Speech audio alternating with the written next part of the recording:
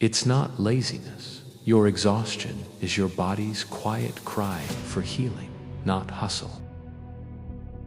You wake up after a full night's sleep, but you're already exhausted. The coffee doesn't help like it used to.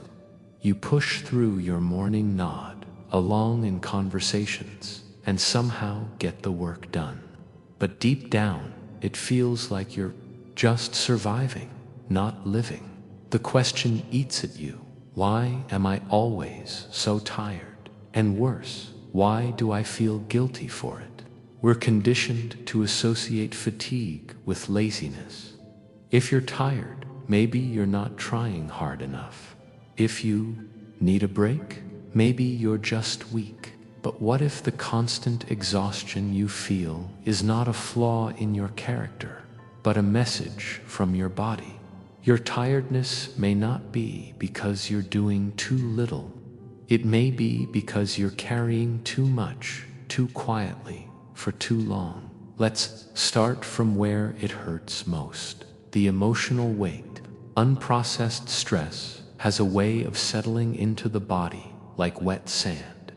Day after day, we suppress frustrations, fears, and small disappointments. They don't disappear, they just pile up. This kind of emotional backlog quietly drains your energy reserves. You might still be functioning on the outside, but your inner system is constantly running emergency mode. Your nervous system doesn't know the difference between a physical threat and emotional overload. So if you're always on edge, people-pleasing, anticipating rejection, or living in fight or flight because of unresolved trauma, your body is burning energy just to keep you safe, and that's not sustainable. The modern world often praises high-functioning burnout. You're applauded for working long hours, skipping breaks, and pushing through illness. But beneath the applause is a body quietly breaking down. Then there's nutrition, the silent saboteur. What you eat becomes how you feel, quite literally. Many people are unknowingly running on low batteries because their diet isn't meeting their real needs. Energy doesn't come from calories alone. It comes from micronutrients, magnesium, B vitamins, iron, omega-3, south, and more, which your body needs to convert food into fuel. You could be eating a lot and still be undernourished. Refined sugars, ultra-processed snacks, and empty carbs create a roller coaster of blood sugar highs and crashes. The spike might feel good for a moment, but it's quickly followed by a crash. A foggy head, irritability, and deep fatigue. It's not just what you eat, but how consistently you nourish your body that matters. Going hours without food, skipping breakfast, or relying on caffeine instead of protein-rich meals compounds your tiredness. One of the most overlooked culprits of fatigue is dehydration. A body that's even slightly dehydrated slows down. Every cell needs water to function efficiently. Tiredness, headaches, poor focus, these can all stem from not drinking enough, especially in environments where air conditioning or caffeine intake is high. Let's also talk about hormones. They're the body's chemical messengers, orchestrating everything from sleep to mood to energy levels. If your thyroid is underactive, even slightly, it can cause a relentless fatigue that no amount of sleep or food can fix. Hormonal imbalances, like low progesterone, high cortisol, or insulin resistance, subtly erode your vitality.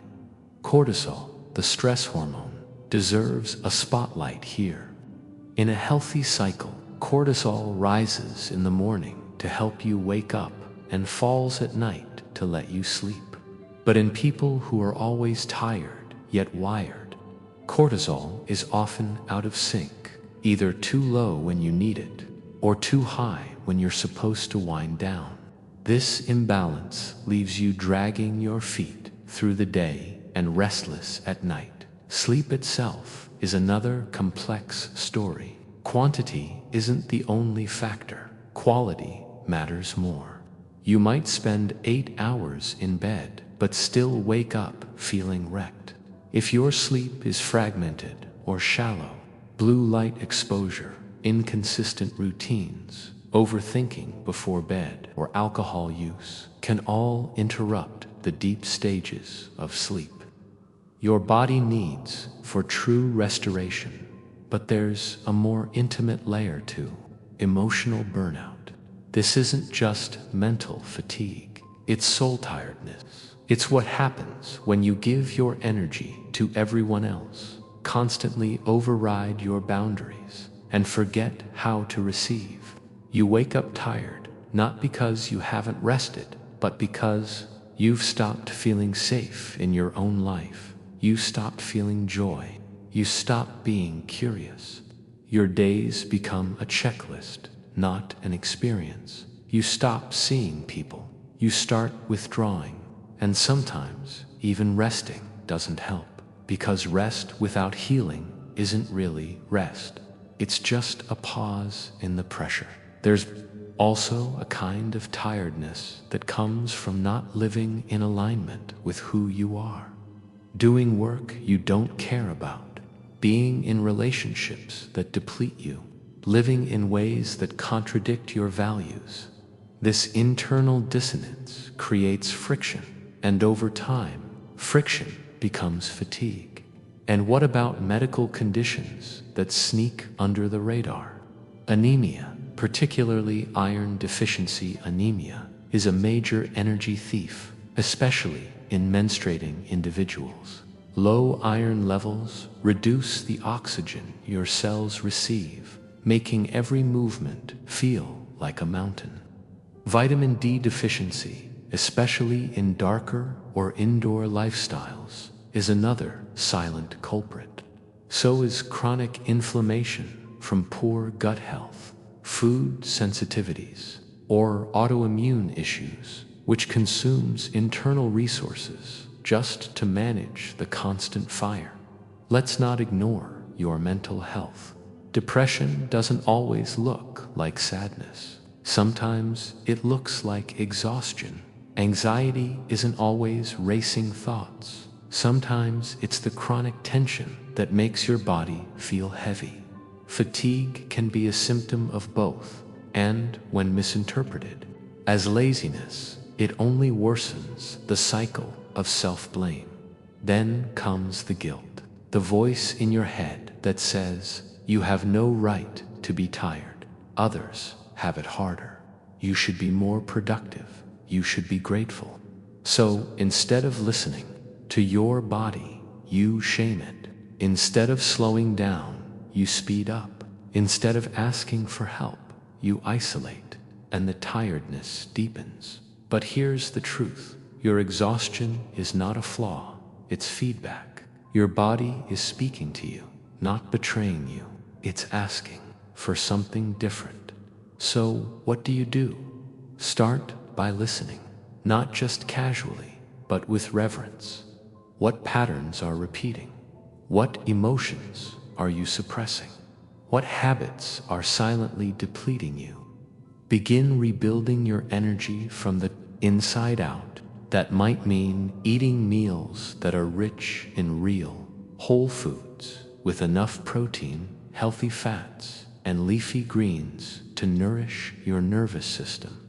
It might mean cutting down on sugar, not because it's bad, but because you're tired of the crash. It means prioritizing sleep like it's medicine. Create rituals around bedtime.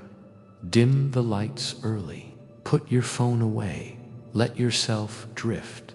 Let the racing thoughts find a home on paper instead of your brain. Rebuild your hydration. 1 glass of water before coffee. 1 glass before every meal. It's small, but consistent hydration makes a quiet difference. Reclaim rest, the kind that heals. Rest isn't just sleep. It's anything that returns you to yourself. Sitting in silence, listening to music, watching the sky change color, doing absolutely nothing without feeling guilty. Nourish your relationships. Spend time with people who energize you instead of drain you. Set gentle boundaries where you've been overgiving. Learn to say no with love. Let go of roles that you've outgrown. And maybe most importantly, slow down enough to meet yourself again. Who are you underneath the tiredness? What did you once enjoy that you've forgotten? What does your soul miss? What would feel gentle to do this week? Not because you have to, but because you want to. Because healing isn't just about doing. More often, it's about doing less. More intentionally, it's about making space. It's about letting your body feel safe again. Safe to rest, safe to breathe, safe to be human. Your tiredness is not laziness, it's wisdom. And if you honor it, it will lead you home.